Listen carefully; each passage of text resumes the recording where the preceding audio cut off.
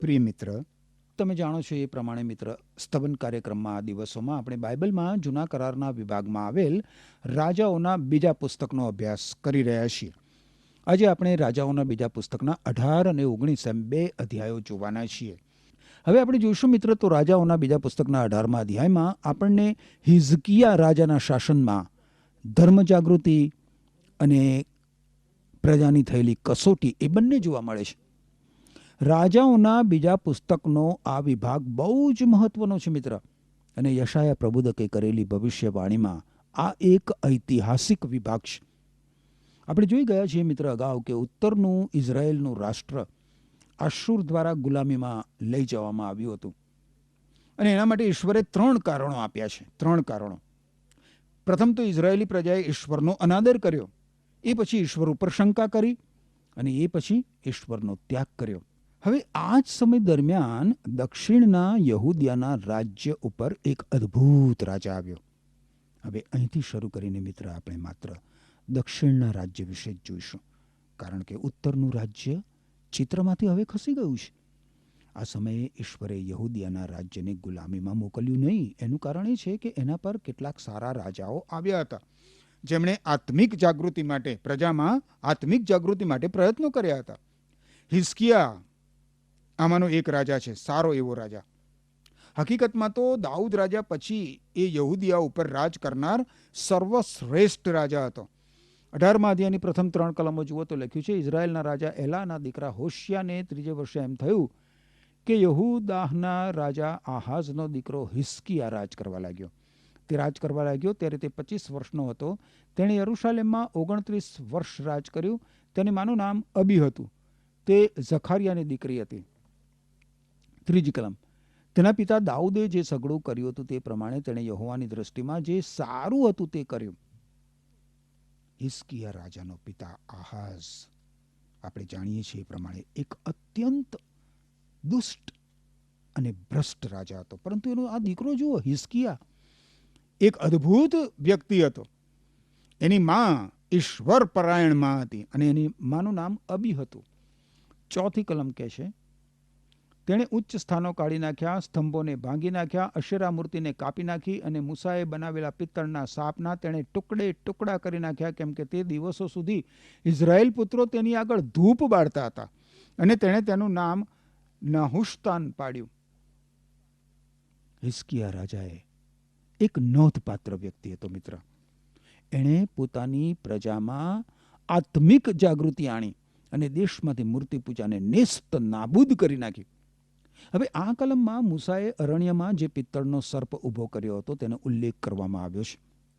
લોકોએ મૂસાના સર્પને જાળવી રાખ્યો હતો, પરંતુ લોકો હવે તેની પૂજા ભક્તિ કરતા થઈ ગયા હતા.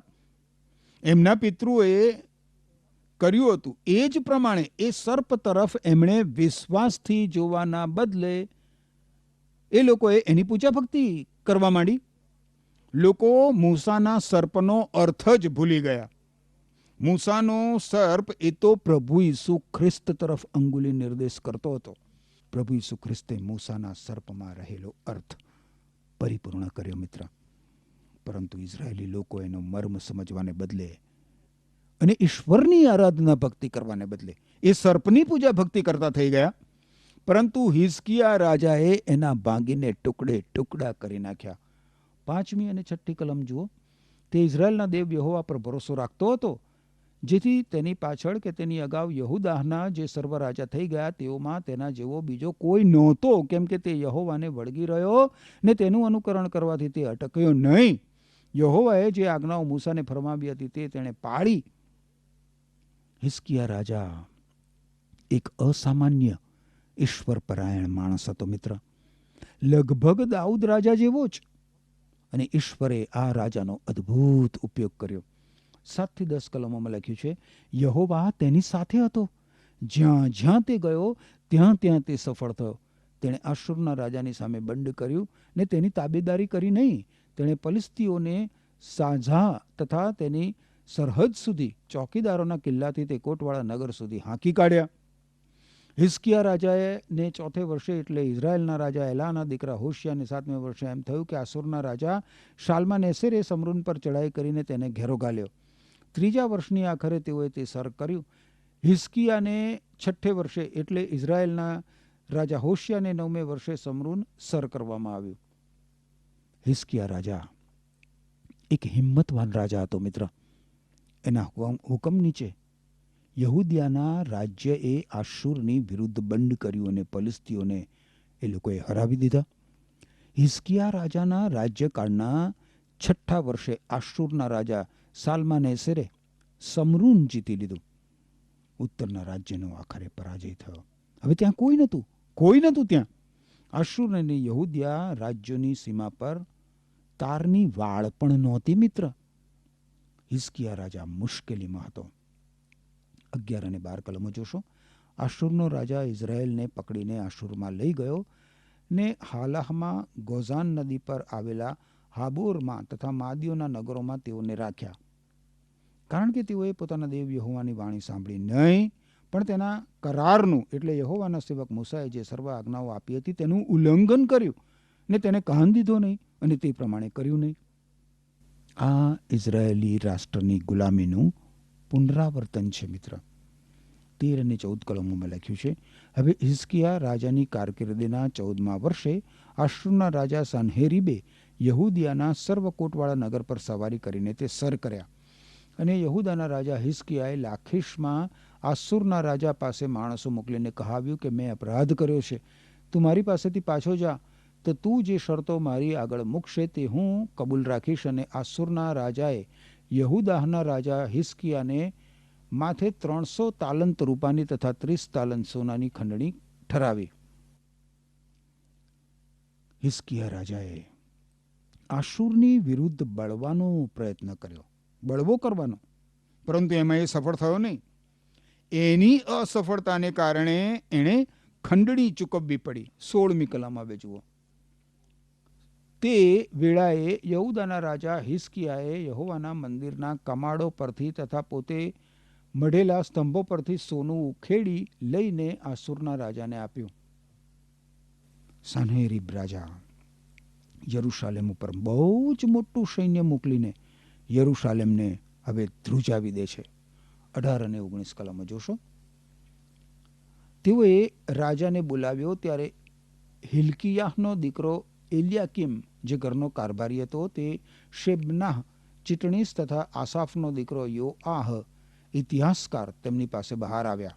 રાબ શાકેહે તેમને કહ્યું કે હવે તમે હિસ્કિયાને કહો કે આશુરનો રાજા ધીરાજ એમ પૂછે છે કે તું કોના પર ભરોસો રાખે છે. રાબ શાકે 2 સૂચનો કરીને હિસ્કિયા રાજાને ગભરાવી મૂકવાનો પ્રયત્ન કરે છે. 20-21 કલમ જુઓ.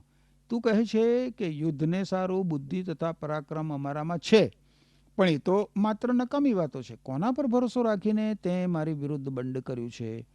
તું આ છૂંદાઈ ગયેલા બરુરૂપી લાકડી પર એટલે મિસર પર ભરોસો રાખે છે, પણ તે તો તેના પર આધાર રાખનારની હથેલીમાં પેસીને તેને વીંધી નાખશે. મિસરનો રાજા ફારૂન પોતાના પર ભરોસો રાખનાર સર્વની સાથે એવી જ રીતે વર્તે છે. હિસ્કિયા રાજા મિસર દેશ પાસેથી મદદની અપેક્ષા રાખે છે. એ જાણતો હોવાથી રાબ શાકેહ મિસર દેશની ઠેકડી ઉડાવે છે અને કહે છે કે તને મિસર દેશ પાસેથી કોઈ જ મદદ મળશે નહીં. 22મી કલમ જુઓ.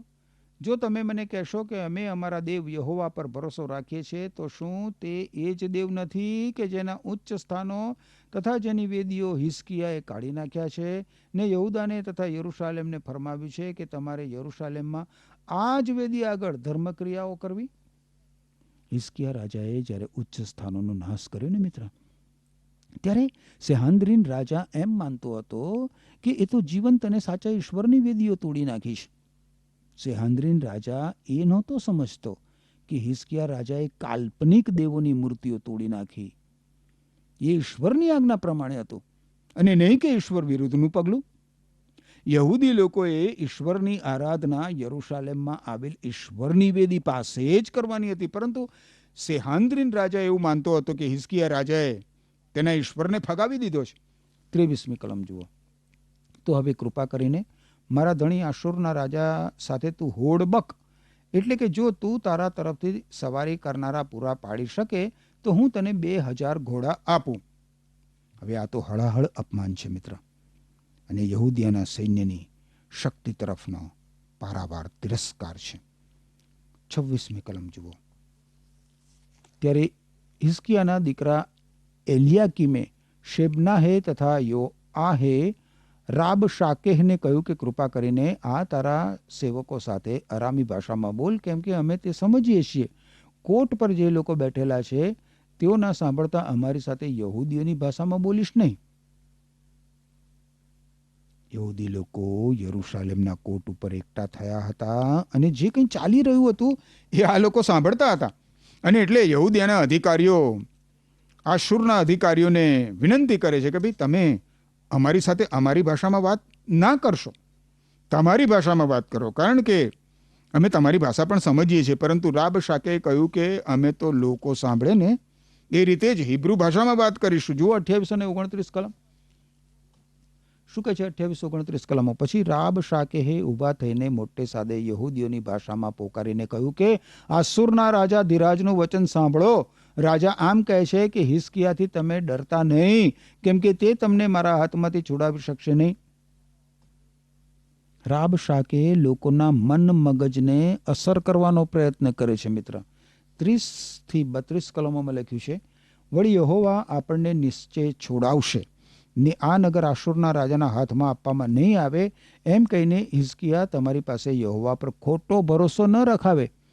તમારે હિઝકિયાનું સાંભળવું નહીં, કેમ કે આશુરનો રાજા કહે છે કે મારી સાથે સલાહ કરીને મારી શરણે આવો, અને જ્યાં સુધી હું આવીને જે દેશ તમારા પોતાના દેશ જેવા ધાન્ય તથા દ્રાક્ષરસનો, રોટલી તથા દ્રાક્ષાવાળીઓનો, જૈત તેલનો તથા મધનો દેશ છે, અને જ્યાં તમે જીવતા રહો ને માર્યા ન જાઓ, ત્યાં તમને લઈ જાઓ નહીં. ત્યાં સુધી તમે દરેક પોતપોતાના દ્રાક્ષા વેલાનું ને પોતપોતાની અંજીરીનું ફળ ખાજો ને પોતપોતાના ટાંકામાંથી પાણી પીજો. જ્યારે હિઝકિયા તમને સમજાવે કે યહોવા આપણને છોડાવશે, ત્યારે તમે તેનું સાંભળશો નહીં. તમે જુઓ મિત્ર, રાબશાકે યહૂદી લોકોને આત્મસમર્પણ કરવા માટે મનાવી લેવાનો પ્રયત્ન કરે છે. જોયું તમે? એ કહે છે કે હિઝકિયા રાજા કે ઈશ્વર તમને નહીં બચાવી શકે. એ કહે છે કે એ લોકો આત્મસમર્પણ કરે તો જ એમના જીવનો બચી શકશે. 33 થી 35 કલમોમાં લખ્યું છે. આગળ જુઓ તમે શું કહે છે. શું પ્રજાઓના દેવોમાંના કોઈએ કદી પણ પોતાના દેશને આસુરના રાજાના હાથમાંથી છોડાવ્યો છે? હમાત તથા આર્પદાના દેવો ક્યાં છે? સફારવાઈમના, હેનાના તથા ઇવ્વાહના દેવો ક્યાં છે? શું તેઓએ સમરૂનને મારા હાથમાંથી છોડાવ્યું છે?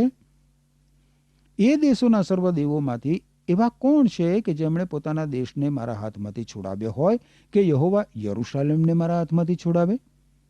રાબશાકે લોકોને મનાવી લેવા માટે ભારે તાર્કિક દલીલો કરે છે.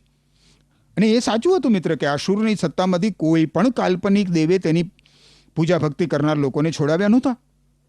રાબશાકે અલબત્ત એ નહોતો સમજતો કે અન્ય પ્રજાઓના દેવો ખરેખર તો દેવો હતા જ નહીં, જ્યારે જીવંત અને સાચા ઈશ્વર તો આખી પૃથ્વીના ઈશ્વર છે. હવે 36મી કલમ જુઓ. 36મી કલમ શું લખ્યું છે અહીંયા? રાજાનો હુકમ હતો કે તેને ઉત્તર આપવો નહીં. તેથી લોકો ચૂપ રહ્યા અને તેને ઉત્તરમાં એક શબ્દ પણ કહ્યો નહીં. રાબશાકેની દલીલોએ લોકોના મન મગજ ઉપર જે કાંઈ પ્રભાવ પાડ્યો હોય, એ પ્રભાવ પણ લોકો એમની ઉપર એ પ્રભાવ પડ્યો હોવા છતાં પણ અનુત્તર જ રહે છે. ખેર, આપણે હવે મિત્ર 19મો અધ્યાય જોઈએ. રાજાઓનું બીજું પુસ્તક 19મો અધ્યાય. હવે આ અધ્યાયમાં હિઝકિયા રાજા ઈશ્વરનું શરણું શોધે છે અને તેમાં યશાયા પ્રવદકની ભવિષ્યવાણી આપવામાં આવી છે. આપણે જોઈ ગયા છીએ એ પ્રમાણે મિત્ર, યહૂદિયાના રાજ્યમાં મુશ્કેલી ભરેલી પરિસ્થિતિમાં, ગેરવ્યવસ્થામાં અને અચોક્કસ સમયમાં હિઝકિયા રાજા ગાદી ઉપર આવ્યો છે. ઉત્તરના રાજ્યને તો આશુર ગુલામીમાં લઈ ગયું છે. હવે આશુરનું લશ્કર યરૂશાલેમના દરવાજા સુધી આવી ગયું છે. હિઝકિયા રાજાને ગભરાવી મૂકવા માટે આટલું પૂરતું છે. પણ આ ઉપરાંત તમે જુઓ, આશુરનો અધિકારી રાબશાકે હિઝકિયા રાજાને અપમાનિત કરીને ગભરાવી રહ્યો છે. ઈશ્વર યહૂદિયાની પ્રજાને બચાવશે એ વિચારની એ ઠેકડી ઉડાવે છે. 19મા અધ્યાયની પહેલી કલમમાં લખ્યું છે, હિઝકિયા રાજાએ એ સાંભળ્યું ત્યારે એમ થયું કે તેણે પોતાના વસ્ત્ર ફાડ્યા ને પોતાના અંગ પર તાટ પહેરીને તે યહોવાના મંદિરમાં ગયો. વસ્ત્રો ફાડવા અને તાટ ઓઢવું એ ભારે હતાશા અને નિરાશાનું ચિહ્ન છે મિત્ર. પણ તમે જુઓ મિત્ર, હિઝકિયા રાજા ઈશ્વરના ઘરમાં જાય છે. જ્યારે મિત્ર તમે માનસિક તણાવમાં હો ત્યારે ઈશ્વરને શરણે જવું એ જ માત્ર સર્વોત્તમ સ્થાન છે. ઈશ્વર તરફ વળવાનો એ સમય છે. બીજી કલમ શું કહે છે? અને એલિયાકીમ જે ઘરનો કારભારી હતો તેને તથા શેબના ચીટનીસને તથા યાજકોના વડીલને તેણે તાટ ઓઢાડીને આમોસના દીકરા યશાયા પ્રબોધક પાસે મોકલ્યા. તમને લાગે છે મિત્ર કે આપણે પણ આવા જ સમાન દિવસોમાં જીવીએ છીએ? આપણને ઈશ્વરની તાતી જરૂર છે. જરૂરિયાતને સમયે હિઝકિયા રાજા ઈશ્વરને શરણે દોડી ગયો. તેણે ઈશ્વરના સંદેશવાહક યશાયા પાસે સલાહ સૂચનો માટે પોતાના અધિકારીઓને મોકલ્યા. 3-5 કલમોમાં લખ્યું છે, તેઓએ તેને કહ્યું કે હિઝકિયા આમ કહે છે કે આ દિવસ સંકટનો, ઠપકાનો તથા નિંદાનો દિવસ છે, કેમ કે છોકરાને જન્મવાનો વખત આવ્યો છે ને જણવાની શક્તિ નથી. કદાચ એમ બને કે રાબશાકેહ, જેને એના ધણી આશુરના રાજાએ જીવતા દેવની નિંદા કરવા મોકલ્યો છે, તેના સર્વ વચન તારો દેવ યહોવા સાંભળે ને તારા દેવ યહોવાએ જે વચન સાંભળ્યા છે તેમને તે વખોડે. માટે બચી રહેલાઓને સારું તું તારી પ્રાર્થના કર. માટે હિઝકિયા રાજાના સેવકો યશાયા પ્રબોધક પાસે આવ્યા. હિઝકિયા રાજા કહે છે કે તારો ઈશ્વર રાબશાકેના બધા વચનો સાંભળે. હવે હિઝકિયા રાજા આપણો ઈશ્વર એવું નથી કહેતો, પણ તારો ઈશ્વર એવું કહે છે. બિચારો હિઝકિયા રાજા, કદાચ એને ઈશ્વરનો પૂરતો પરિચય થયો નથી. પણ એટલું સારું છે કે આવા સમયે ઈશ્વરનું શરણું શોધવાનું એને પૂરતું ભાન છે. 6 અને 7મી કલમમાં લખ્યું છે, યશાયાએ તેમને કહ્યું કે તમારા ધણીને તમે એવું કહેજો કે યહોવા આમ કહે છે કે જે વચનો તે સાંભળ્યા છે ને જે વડે આશુરના રાજાના સેવકોએ મારી વિરુદ્ધ દુર્ભાષણ કર્યું છે, તેથી તારે બીવું નહીં. જુઓ, હું તેનામાં એક આત્મા મૂકીશ ને તે એક અફવા સાંભળીને પોતાના દેશમાં પાછો જશે અને હું તેને તેના પોતાના દેશમાં તરવારથી મારી નંખાવીશ. યશાયા પ્રબોધકની આ ભવિષ્યવાણી અક્ષરશઃ પરિપૂર્ણ થઈ મિત્ર. યશાયા પ્રબોધક રાજાને જે ચેતવણી આપે છે, સૂચના આપે છે, એ જુઓ તમે. એ કહે છે કે રાબશાકેની તું ચિંતા ના કરીશ, એ તારા શહેરમાં પ્રવેશ પણ નહીં કરી શકે. એ તો માત્ર બળંગા ફૂંકે છે અને દુર્ભાષણ કરે છે ઈશ્વર વિરુદ્ધ. પણ ઈશ્વરે તેના શબ્દો સાંભળ્યા છે અને ઈશ્વર તેનો ન્યાય કરશે જ કરશે. તારે ચિંતા કરવાની જરૂર નથી. મિત્ર, જો આપણા શત્રુનો ન્યાય ઈશ્વરને આપણે કરવા દઈએ તો કેટલું સારું. આવું કરવાને બદલે આપણે શું કરીએ છીએ? આપણે પોતે આપણા શત્રુનો ન્યાય કરવા બેસી જઈએ છીએ અને એવું કરીને ઈશ્વર ઉપર જે વિશ્વાસનું સ્થાન છે, જે ભરોસાનું સ્થાન છે, એમાંથી આપણે ખસી જઈએ છીએ, જેથી ઈશ્વર આપણા વતી કાર્ય કરી શકતા નથી. આપણે ન્યાય કરી શકીએ એના કરતાં ઈશ્વર વધારે સારું કાર્ય કરી શકે છે. ખેર 8મી અને 9મી કલમ જુઓ. એમ રાબશાકે પાછો ગયો તો તેને માલુમ પડ્યું કે આશુરનો રાજા લિબ્નાહ વિરુદ્ધ યુદ્ધ કરવામાં ગૂંથાયેલો છે, કેમ કે તેણે સાંભળ્યું હતું કે તે લાખીસથી ગયો છે અને તેણે કુશના રાજા તિરહાકાહ વિશે સાંભળ્યું કે જુઓ તે તારી સામે યુદ્ધ કરવા ચડી આવ્યો છે. ત્યારે તેણે ફરીથી હિઝકિયા પાસે ખેપિયા મોકલાવીને કહાવ્યું. રાબશાકે પોતાના માલિક પાસે પાછો ફર્યો અને તેણે જોયું તો એનો માલિક તો લિબ્નાહ સામે યુદ્ધમાં ગૂંથાયેલો હતો અને કુશનો રાજા એ લોકો ઉપર ચઢાઈ કરવા આવી રહ્યો હતો, અને એટલે એ લોકો તાત્કાલિક યરુશાલેમ ઉપર ચઢાઈ કરવા આવી શક્યા નહીં. આ કારણસર એ હિઝકિયા રાજા ઉપર ચેતવણીનો એક પત્ર મોકલે છે. 10-13 કલમો જોઈશું. અહીં લખવામાં આવ્યું છે, યહૂદિયાના રાજા હિઝકિયાને તમે એવું કહેજો કે તારો દેવ જેના પર તું ભરોસો રાખે છે તે તને એવું કહીને ન ફસાવે કે યરુશાલેમ આસુરના રાજાના હાથમાં આપવામાં આવશે નહીં. જો આશુરના રાજાઓએ સર્વ દેશોના સમૂળગાઓ નાશ કરીને તેમના કેવા હાલ કર્યા છે તે તો તે સાંભળ્યા છે. અને શું તારો બચાવ થશે? જે પ્રજાઓનો એટલે ગોઝાન, હારાન, રેફસેફ તથા તાલરસારમાં રહેનાર એદેન પુત્રોનો મારા પિતૃએ નાશ કર્યો છે, તેઓના દેવોએ તેઓને બચાવ્યા છે. શું? હમાથનો રાજા, આર્પદનો રાજા, સફારવાઈમ નગરનો રાજા, હેનાનો તથા ઇવ્વાહનો રાજા ક્યાં છે? હવે આ સંદેશ લખી મોકલનાર જાણતો હતો કે હિઝકિયા રાજા પાસે આ સંદેશ જશે એટલે આ સંદેશ એને હલાવી નાખશે. આસુરના રાજાએ એના માર્ગમાંથી બધાનો સર્વનાશ કર્યો જ હતો. તો હિઝકિયા રાજા કઈ રીતે એવું વિચારી શકે કે પોતે બચી શકશે? 14મી કલમ જુઓ. હિઝકિયાએ ખેપીઓના હાથમાંથી પત્ર લઈને તે વાંચ્યો અને હિઝકિયાએ યહોવાના મંદિરમાં ચડી જઈને યહોવા આગળ તે ખુલ્લો કર્યો. આ અદ્ભુત છે, બહુ અદ્ભુત છે મિત્ર. હિઝકિયા રાજાએ જે પ્રમાણે કર્યું એ જ પ્રમાણે આપણે પણ આપણને હલાવી નાખનાર પત્રો, હલાવી નાખનાર સંકટો, મુશ્કેલીઓ, ઝંઝાવાતો અને એવી બધી પરિસ્થિતિઓ, જે કંઈ પરિસ્થિતિઓ હોય એ ઈશ્વર સમક્ષ ખુલ્લા મૂકી દેવા જોઈએ. આપણી મુશ્કેલીઓ, આપણા સંકટો, આપણી વિટંબણા, આપણા ઝંઝાવાતો ખુલ્લા હૃદયથી ઈશ્વર સમક્ષ કબૂલ કરવા જોઈએ, રજૂ કરવા જોઈએ.